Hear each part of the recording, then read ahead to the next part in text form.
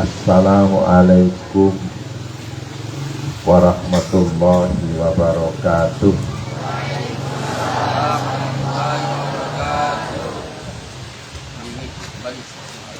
Alhamdulillahirabbil alamin. Wassalatu wassalamu ala asyrafil anbiya'i wal mursalin wa ala alihi wa ashabihi ajma'in, amma ba'du. Yang kami hormati para sesepuh dan tokoh-tokoh masyarakat, utamanya Ketua Yayasan Akhina Fillah Bapak AKBP Haji Armen MH. Yang kami hormati pengasuh Pondok Pesantren Qoriyatul Hufat Akhina Fillah Bapak Dr. Haji Mipa Motorik SSYMH.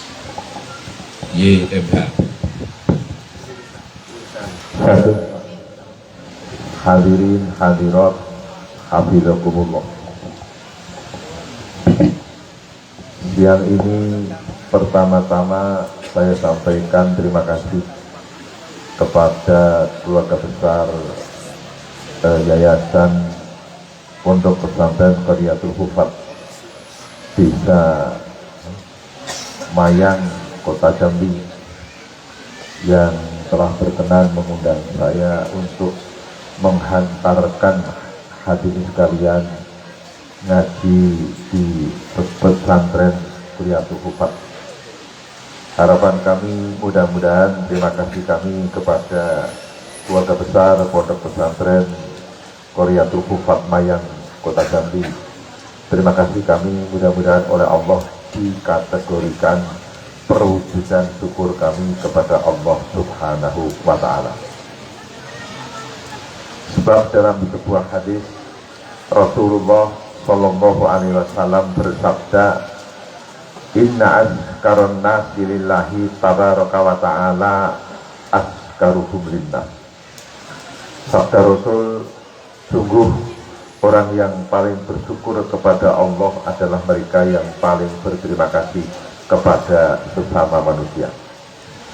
Kalau kami berterima kasih kepada keluarga besar Pondok Pesantren Qoriyatul Hufat Mayang, Kota Jambi, yang notabene sama-sama manusia, artinya kami bersyukur kepada Allah Subhanahu wa Ta'ala. Hadirin hafizakumullah. Kalau saya bicara di depan para santri, bicara di komunitas pesantren, saya kepingin mengajak hadirin sekalian untuk mengingat-ingat sejarah. Dulu ada tokoh pendidikan nasional, namanya almarhum Dr. Douwes Dekker. Douwes Dekker ini Belanda, dikirim ke Indonesia untuk merusak bangsa Indonesia. Setelah sampai di Indonesia, beliau kenal santri, kenal kiai, pikirannya berubah. Yang semula akan merusak bangsa Indonesia berubah, bergabung dengan pergerakan bangsa Indonesia, bahkan kadang-kadang semangat keindonesiaannya melebihi bangsa kita sendiri. Siapa beliau?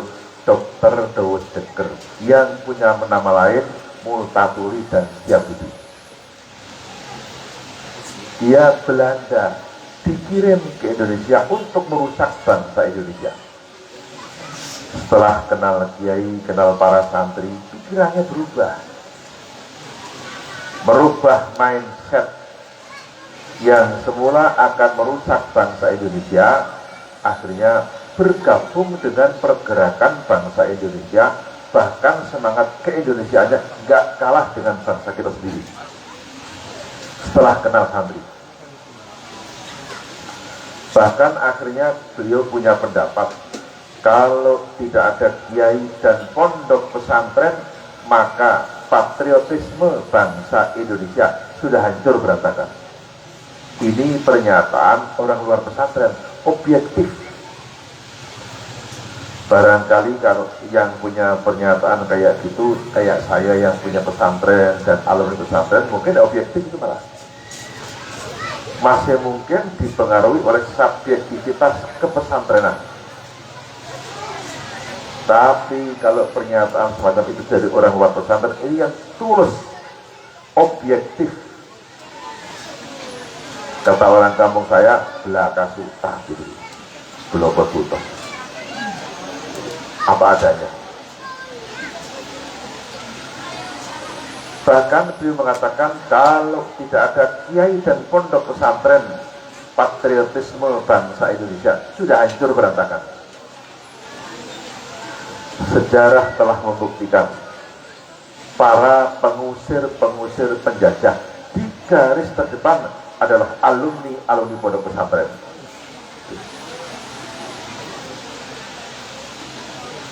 Di daerah kami ada santri yang sangat berani menantang Belanda. Santri tadi kelahiran Desa Tegalrejo, Kecamatan Tegalrejo, Yogyakarta. Santri tadi bernama Ontowiryo. Beliau ini pondok di Tegalsari, Jetis, Ponorogo, menjadi santrinya Ki Haji Hasan Besari dan Ki Haji Nur Sodik. Beliau pondok di Bagelen, Purworejo, menjadi santrinya Ki Haji Baidowi, mengaji tafsir Jalalain kepada Ki Haji Baidowi. Ki Haji Baidowi Purworejo ini punya putra namanya Ki Haji Hasan Mukibat. Salah satu keturunan Ki Haji Hasan Mukibat hari ini menjadi Menteri Perhubungan, Bapak Insinyur Budi Karya Sumadi, kelahiran Palembang. Itu mbahnya orang Purworejo. Ontowiryo mengaji ilmu tasawuf tarekat kepada Ki Haji Taftazani Kartosuro. Terakhir Ontowiryo mengaji ilmu hikmah kepada Ki Haji Nur Muhammad Ngadiwongso Salaman Magelang.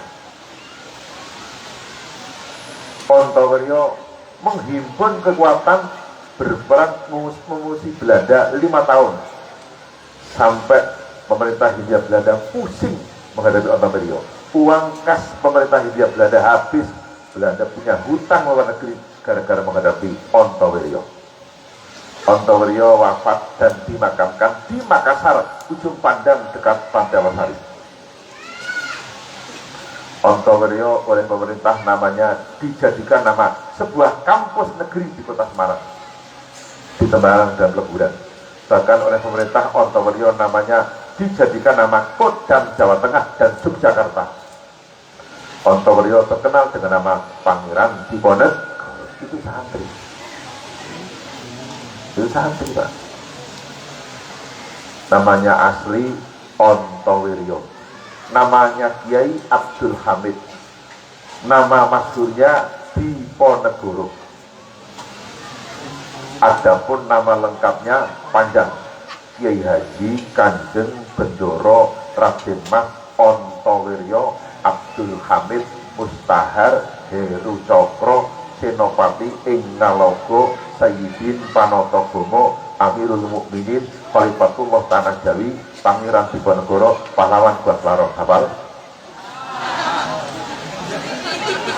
Itu nama Diponegoro publik. Yang mau mencatat silahkan, saya ulangi. Diponegoro ini orang soleh, kekasih Allah. Orang soleh itu disebut namanya Allah turunkan rahmat. Ya HP, ya 86 sudah. Ya. Kiai Haji Bendoro Raden Mas Ontowiryo.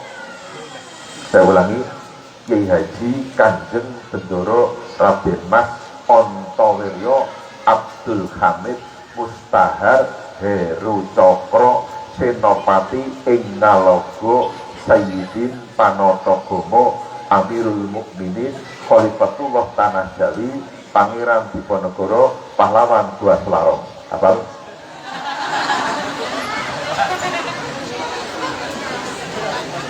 Jadi kiai kadang-kadang sudah capek menghafalkan, nggak diudah kadang-kadang. Untung Qoriyatul Hufat mudah, yang lain kan tidak. Jadi kalau Bapak berkesempatan berkunjung ke Kota Magelang, melihat kamar Pangeran Diponegoro di kantor Ekskardinat Kedung, sekarang namanya Bakor Wil 2 Jateng, dekat bekas kantor BPKRI pertama. Diponegoro punya 3 peninggalan. Pertama Al-Quran, yang kedua tasbih, yang ketiga kitab takrib, kitab pesantren.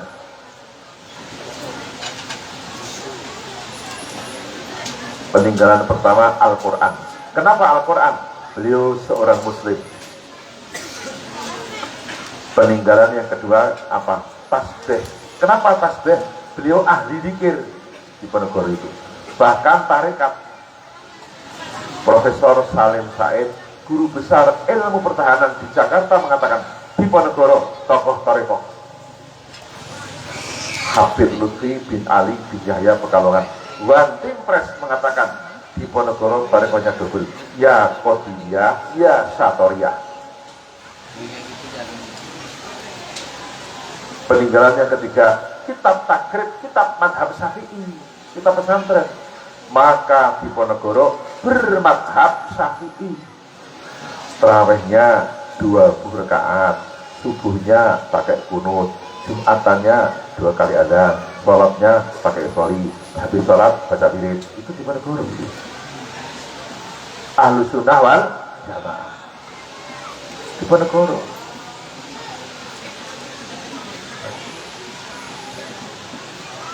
Bahkan di Jawa itu ada anak putri ngaji Al-Quran, ngaji tafsir, menjadi pendekar bangsa. Anak putri, Harum namanya, tapi namanya bukan Harum. Siapa? Kartini. Kartini itu santri, cucu kiai. Di Mayong, Jepara ada kiai namanya Kiai Madirono. Punya istri namanya Aminah. Punya anak putri namanya Ngasiroh. Dinikah Bupati Jepara. Punya anak putri mengaji Al-Quran namanya Kartini. Kartini ngaji Al-Quran. Gurunya Kartini ada Kiai Haji Soleh dari Semarang. Kiai Soleh ini yang mengarang Majmu' Mujarrobat. Hasil karya Kiai Soleh sudah diterjemahkan ke dalam bahasa India dan Pakistan. Maka kota Semarang terkenal sampai Pakistan, India karena Kiai Soleh. Kiai Soleh itu gurunya Ki Hasyim As'ari Seburi Jombang, gurunya Ki Haji Ahmad Dahlan, gurunya Raden Ajeng Kartini, gurunya Ki Haji Zarkasi Berjan Purworejo. Itu. Jadi Kartini ngaji Al-Quran, bahkan ngaji tafsir. Dalam usia 13 tahun Kartini mengaji tafsir Al-Quran pakai bahasa Jawa.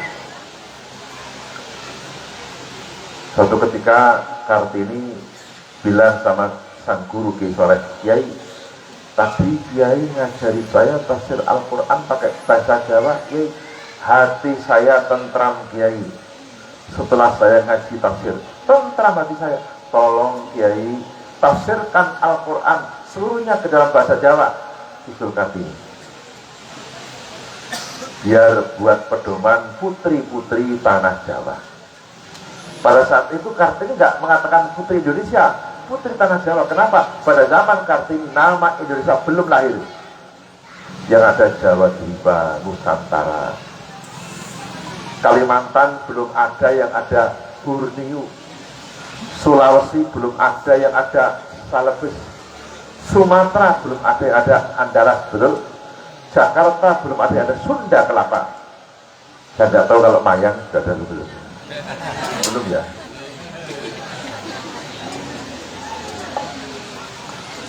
Kartini bilang, Kiai tolong tafsirkan Al-Quran seluruhnya ke dalam bahasa Jawa. Kiai Soleh bilang, Kartini, menafsiri Al-Quran tidak gampang. Tidak sembarang orang diperbolehkan menafsiri Al-Quran. Orang diperbolehkan menafsiri Al-Quran syaratnya punya ilmu bantu tafsir yang lengkap, dari gramatika Arab, nahwu sorof, badek, ma'ani, bayan, nasih, mansuh, asbabul wurud, asbabul nuzul, dan lain sebagainya, baru diperbolehkan menafsiri Al-Quran. Enggak gampang menafsiri Al-Quran. Maka tolong jangan gampang-gampang ikut majelis tafsir Al-Quran, bisa salah baca.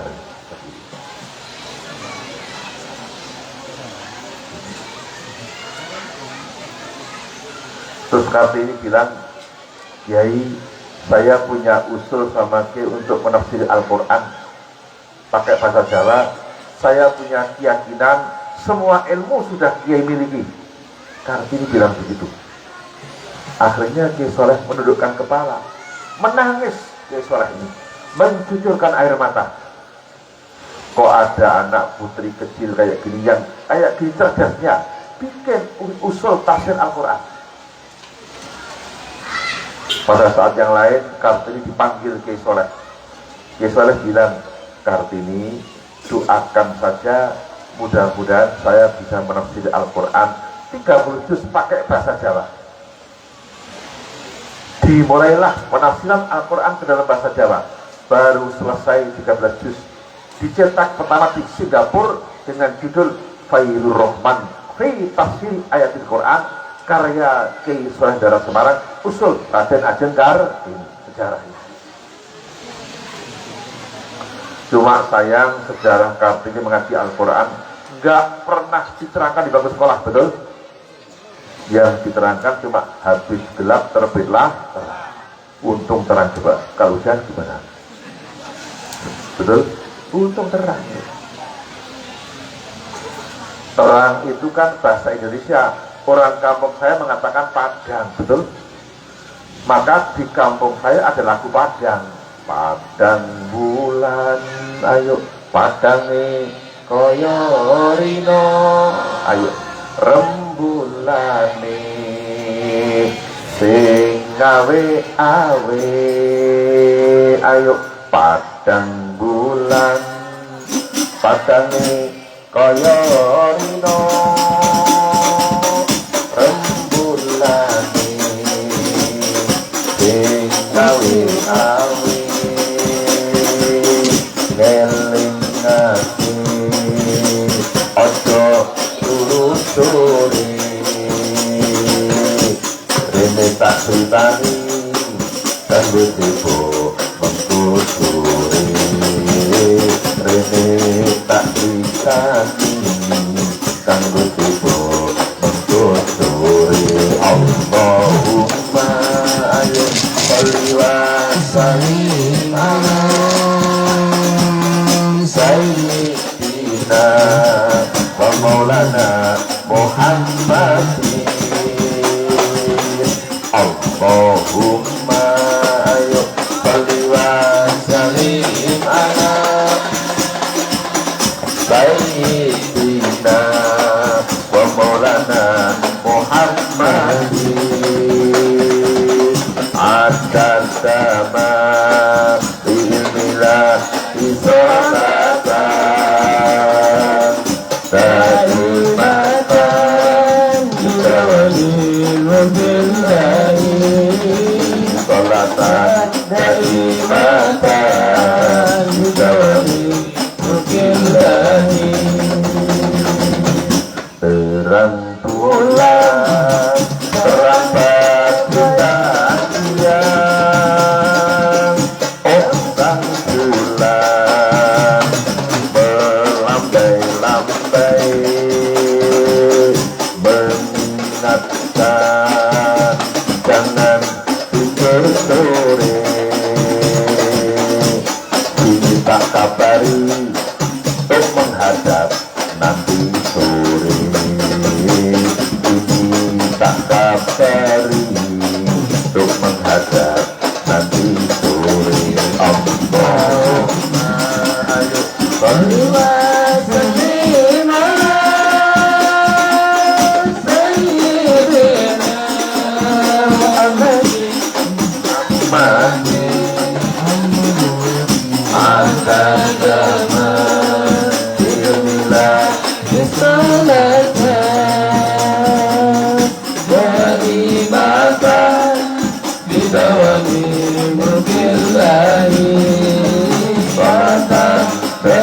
matan bidawain mubillahi do'ul badri Arabnya do'ul badri do'ul nahar wal badru nabi ilaina do'ul badri do'ul badri do'ul nahar wal badru nabi ilaina yudakiru al lantar kutaisyia ta'al ilaina lilibina ilaina ta'al ilaina lilibina ilaina Allahumma salli wa sallim ala sayyidina maulana Muhammadin Allahumma salli wa sallim ala sayyidina maulana Muhammadin Adadama bilmilah Isnolata Naimata Bidawati Nubillahi Salatan Matan Bidawati Nubillahi Ayo the moonlight is shining like the afternoon sama-sama the moonlight is waiting for falling ayo the moonlight is shining like the afternoon the moonlight is waiting for falling remember this conflict in the evening come here I will tell you don't it in the evening come here I will tell you don't it in the evening the moonlight is ayo shining like the afternoon the moonlight is waiting for falling the moonlight is shining like the afternoon the moonlight is waiting for falling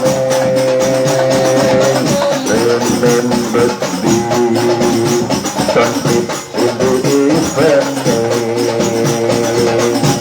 come here I will tell you to eat the evening come here I will tell you to eat the evening Allahumma salli wa sallim ala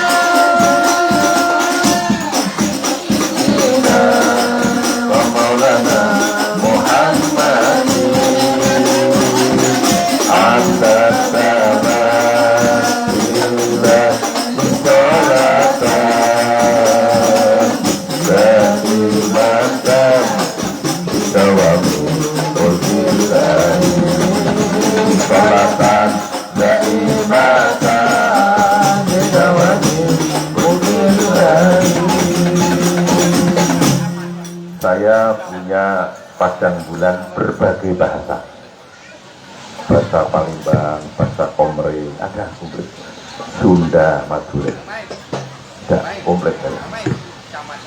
Hah? Mana? Ya, tolong bikinkan yang Padang.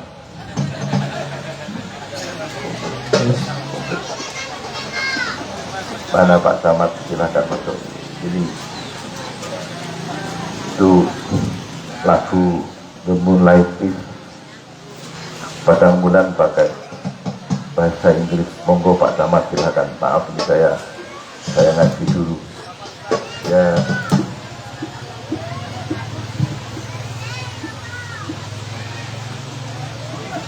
Maaf, alhamdulillah.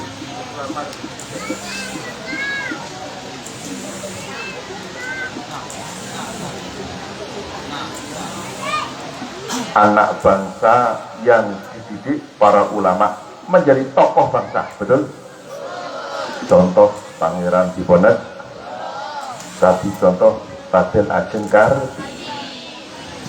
Cuma dulu Belanda itu pinter, fotonya Kartini yang pakai kerudung oleh Belanda nggak dikasihkan orang Jawa.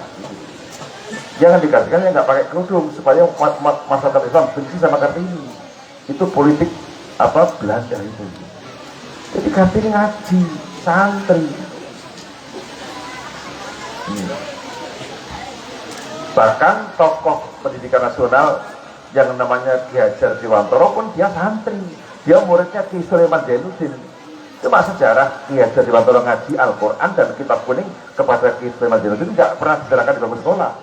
Yang diserahkan cuma Tutwuri Handayani gitu kan. Penulisan sejarah belum lengkap. Jadi Kartini itu ngaji. Maka saya kalau berziarah Wali Songo tidak pernah meninggalkan makam Kartini. Saya terangkan sejarah kayak gini. Apalagi itu saya bilang Kartini itu cucu Kiai. Jadi Kiai Madirono punya istri Bu Aminah. Bu Aminah punya putri Bunga Siro, dinikah Bupati Jepara, punya anak putri yang mengaji Al-Quran bernama Kartini. Sejarah ini. Maka kalau para santri kamu semua di pesantren tepat itu. Ya. Bahkan akhir-akhir ini ada sebuah penelitian, maaf ini Pak Camat, ada riset. Ternyata orang-orang tua yang anaknya di pesantren itu usianya rata-rata lebih panjang-panjang daripada orang-orang tua yang anaknya nggak di pesantren gitu. Ada penelitian begitu sekarang ini.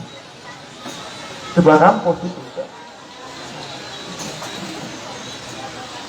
Maka Pak, pendidikan paling tepat di pesantren. Maka Ki Hajar Dewantara yang namanya kecilnya Suwardi Suryaningrat, beliau pernah menyatakan pendidikan yang paling berhasil adalah pendidikan sistem pondok pesantren, kata Ki Hajar Dewantara. Kenapa? Karena pendidikan pesantren adalah pendidikan yang lingkungannya serba mendukung keberhasilan pendidikan, kata Ki Hajar Dewantara. Maka akhirnya Ki Hajar Dewantara bikin lembaga pendidikan mencontoh pesantren dengan nama Taman Siswa. Menurut pengakuan Ki Hajar Dewantara, lahirnya Taman Siswa karena ilham pondok pesantren. Itu pernyataan Ki Hajar Dewantara. Jadi jangan salah paham, Ki Hajar Dewantara itu santri. Gurunya namanya Kiai Sulaiman Zainuddin dari Kalasan, Jogja. Juga ngasih kitab kuning kepada Ki Sulaiman Zainuddin. Cuma sayang sejarah kayak gini jarang diungkap, betul? Pendidikan yang paling berhasil adalah pendidikan sistem pondok pesantren. Kenapa? Karena pendidikan pesantren adalah pendidikan yang lingkungannya serta mendukung keberhasilan pendidikan, kata Ki Hajar Dewantara. Kalau Bapak berkunjung ke pesantren, Bapak bisa lihat antar kamar mendukung pendidikan. Kamar sebelah sana lagi menghafalkan ahkamutan winin wanu nintas kunu ayo indal hija lihom satun tubayanu. Kamar yang lain lagi menghafalkan lutun wa ismailu ishakum kada yakubuyu sufu wa ayyubu tada. Kamar yang lain lagi menghafalkan Jurumiyah al-kalamu wallahul murakkabul mufidu bil wati. Yang sana lagi mengatakan ahkamutan winin wanu nintas kunu indal hija ikhong satun tubayanu. Kamarian sana lagi menghafalkan amriti idil fata hasba tiko bihi rufe wakul luman lam yaktakis lam yantafe. Lingkungan ikut mendukung keberhasilan pendidikan. Ini hanya arti pesantren. Kamar sana lagi latihan hadroh, betul? Menyebut nama Nabi. Jangankan sampai menyebut nama Nabi, orang mau menyebut gelar Nabi, hati dikasih ketentraman oleh Allah. Maka para santri Qoriyatul Hufat sering menyebut gelar Nabi, betul? Supaya tentram hatinya. Nabi punya gelar Habibul Qalbi. Kalau santri sering nyebut Habibul Qalbi, tentram hatinya. Disebut pakai lagu bisa. Ya Habibul Qalbi, ya Khairul Baroya, ya Lidhi Jadil Haqqi Rasulul Hidayah, ya Habibul Qalbi ayu, ya Khairul Baroya, ya Lidhi Jadil Haqqi Rasulul Hidayah, ya Rasulullah, ya Habibullah, ya Rasulullah, ya Habibullah, sama-sama ya Habibul Qalbi, ya Khairul Baroya, ya Lidhi Tabil Haqqi Rasulul Hidayah, ya Habibul Qalbi, ya Khairul Baroya, ya Lidhi Tabil Haqqi Rasulul Hidayah, ya Rasulullah, ya Habibullah, ya Rasulullah, ya Habibullah, ya Walilata kal hidayah, hidayah dan hidayah, ya Walilata kal hidayah, hidayah dan hidayah,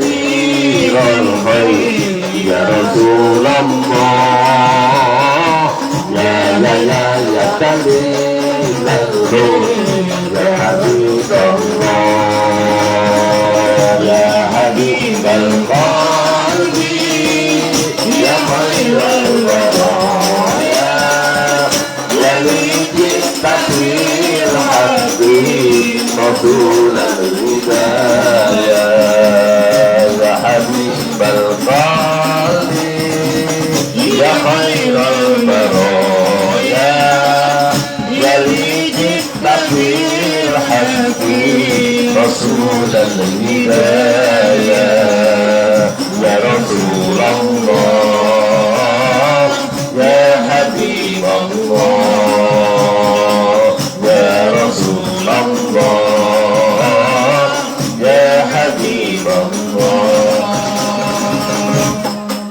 bahkan ada tokoh pendidikan Indonesia yang pernah menjadi rektor Universitas Perserikatan Bangsa-Bangsa, almarhum Bapak Dr. Sujatmoko. 50 tahun yang lalu dalam sebuah seminar di Jakarta, beliau mengatakan, pada zaman akhir ini alternatif pendidikan terbaik adalah pondok pesantren dengan catatan dikelola manajemen modern, kata Pak Jatmoko. Ini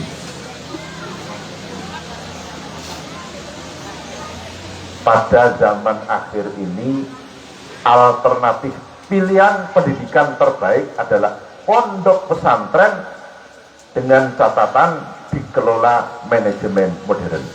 Apa yang modern? Manajemen tata organisasi. Adapun metode ngaji tetap pakai metode salafiyah, tidak boleh ditinggal. Pak Yai Ustadz mau mengajarkan ilmunya, belum berani mengajarkan ilmunya sebelum baca Fatihah untuk yang ngarang kitab, itu metode salafiyah. Kalau mau mengajarkan kitab ilmiah hadiah Fatihah untuk Syekh Ahmad As-Sonhaji yang nyusun kitab gramatika Arab dasar Jurumiyah, itu Syekh Ahmad As-Sonhaji pengarang kitab Jurumiyah. Selesai mengarang kitab itu dia bawa ke tepi pantai di tepi laut, dibuang ke laut, kitabnya dibuang. Sambil buang kitab dia bilang, kalau memang kitab ini akan bermanfaat, walaupun aku buang ke laut, kan nanti kembali ke kamarnya. Saya sudah pulang ke rumah, kitab yang dia buang ke laut sudah ada di atas meja di kamar. Itu keramatnya saya sudah di. Apa ada profesor sekarang kayak gitu? Gak ada. Kitab dibuang ke laut, kembali di kamarnya. Sementara kitab kita gak usah nunggu dibuang, pada bilang mestinya karena gak pernah dibaca. Sukanya kan Sherlock sama TikTok ini. Betul? Gak suka baca kitab. Betul? BBM sukanya. Itu saya haji. Tolong kitab Aqidatul Awam jangan ditinggal. Abda'u bismillahi warrahmani wabirrohi minta imil ihsan. Jangan ditinggal itu. Itu Syekh Ahmad Marzuki itu nggak ngarang sendiri. Beliau suatu ketika tidur bermimpi ketemu Rasulullah. Begitu. Rasulullah yang baca Abda'u bismillahi warrahmani wabirrohi minta imil ihsan sampai wasuhuful kholili wal kalimi fiha kalamul hakamil alim. Itu Rasulullah yang baca itu. Habis itu Syekh Marzuki bangun tidur, terus tidur lagi, ketemu lagi sama Rasulullah bermimpi. Rasulullah bilang, tolong tirukan tadi. Terus Syekh Ahmad tadi itu menirukan. Habis itu Rasulullah bilang, sebarkan di tengah-tengah masyarakat. Maka pesantren yang sungguh-sungguh pesantren tidak berani meninggalkan kitab itu. Tapi tolong hari ini maaf ini hati-hati, sebab ada tidak sedikit orang bukan alumni pesantren, tidak pengalaman pesantren, bikin pesantren banyak sekarang, hati-hati. Itu pesantren cuma casingnya saja, tapi softwarenya bukan pesantren itu. Banyak di kota-kota besar sekarang. Hati-hati. Ini tulisannya pesantren, tapi isinya maaf ada teroris. Itu terjadi di Palembang, jadi di Bandung. Maka Kiai Haji Khudori Tegarrejo Magelang jauh-jauh hari sudah bilang pesantren ada dua, ada pesantren besi, ada pesantren plastik. Pesantren besi ada pesantren yang asli ahlus sunnah wal punya sanad yang jelas. Maka saya tadi bilang sama Ustaz saya bilang sanad Quran harus jelas. Maka Mbah Kiai Haji Hasyim Asy'ari Tebuireng Jombang pendiri NU mengatakan i'lam anna hadzal ilma dinun falyanzur ahadukum amman ya'khudhu dinahu. Ketahuilah bahwa ilmu agama adalah agama. Maka ketika kalian mengambil ilmu agama harus jelas dari siapa kalian ambilnya. Jangan asal ambil. Betul? Sekarang banyak orang asal ambil, nggak pernah di pesantren, kayak lebih alim yang daripada yang di pesantren. Itu kan banyak. Ngambilnya dari YouTube, betul? Itu ya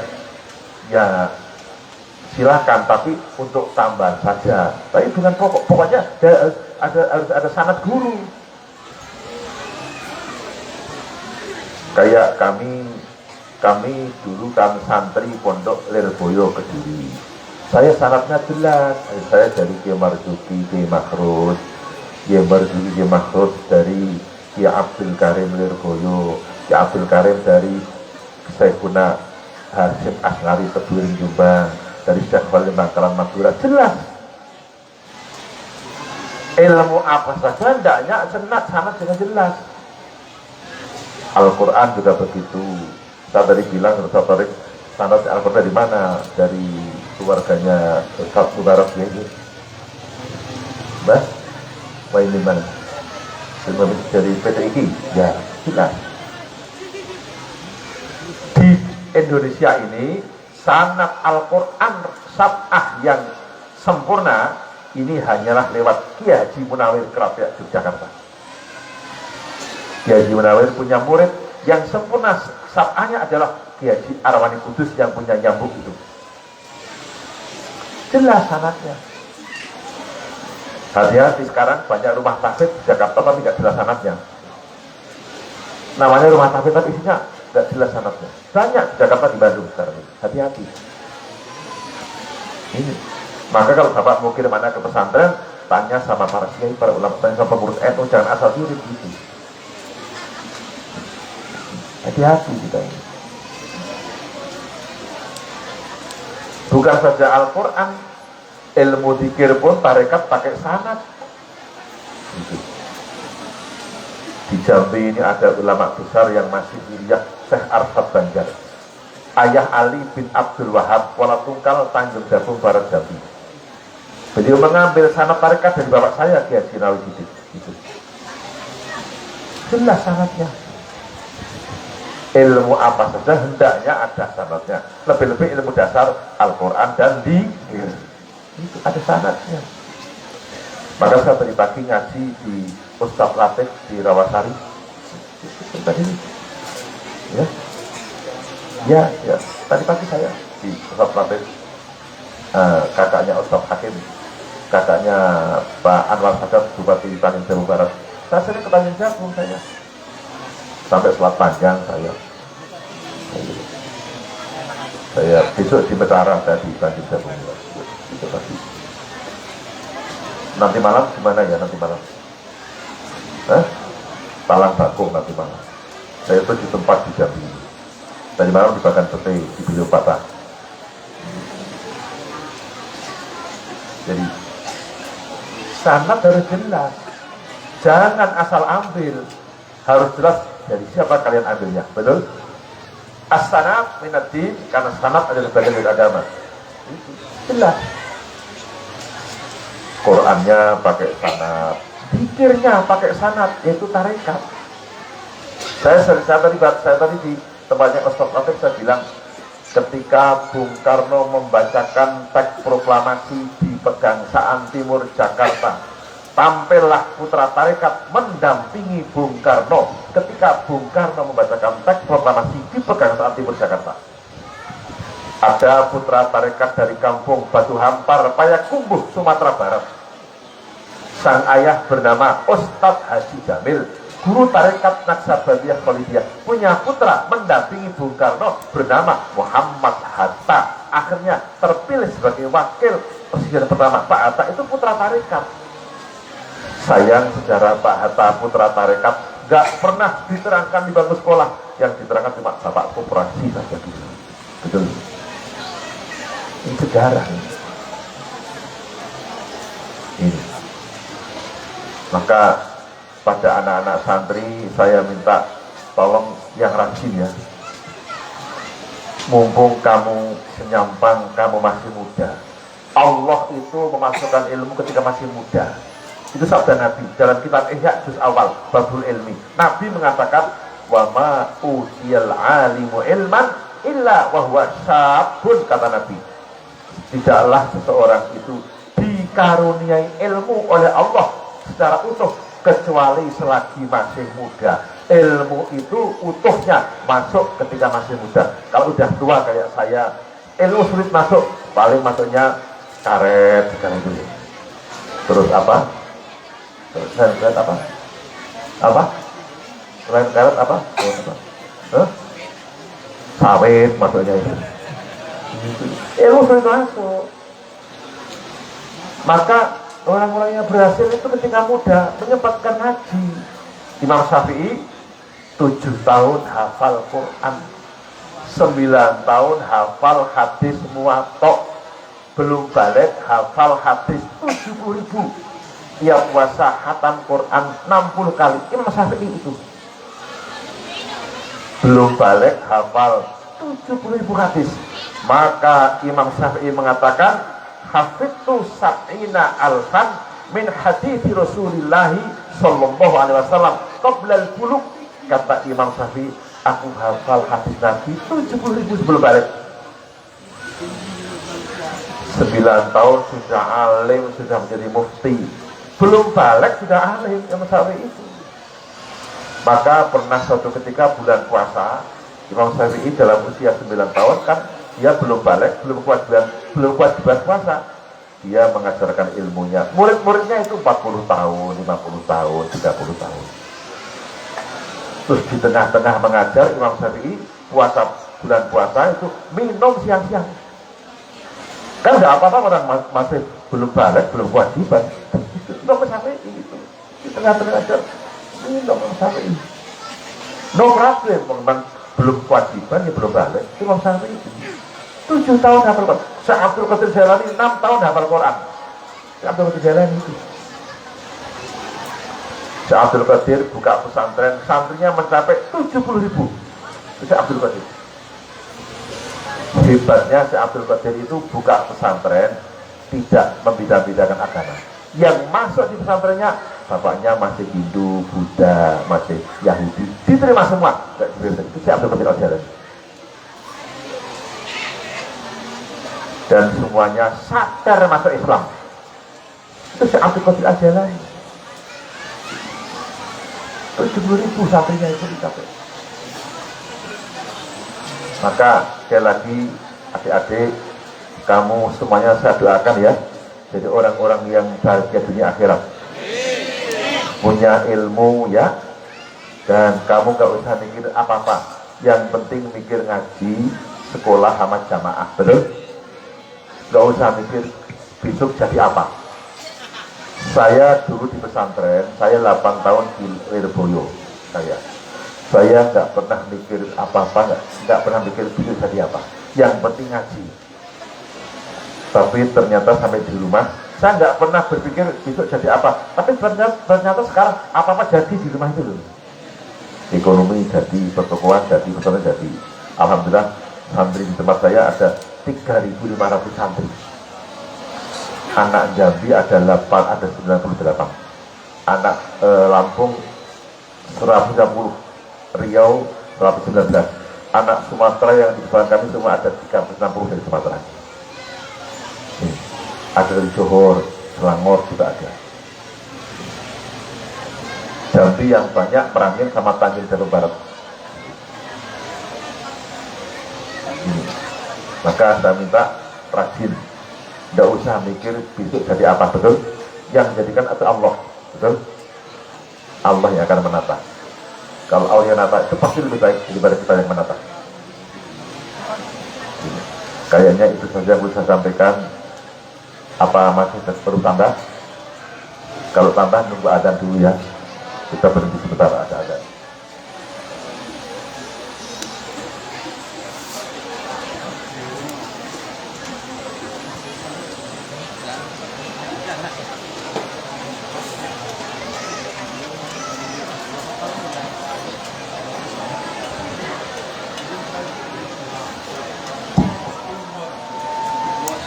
dikarenakan rehat sebentar, silakan menyantap hidangan yang telah disediakan ya.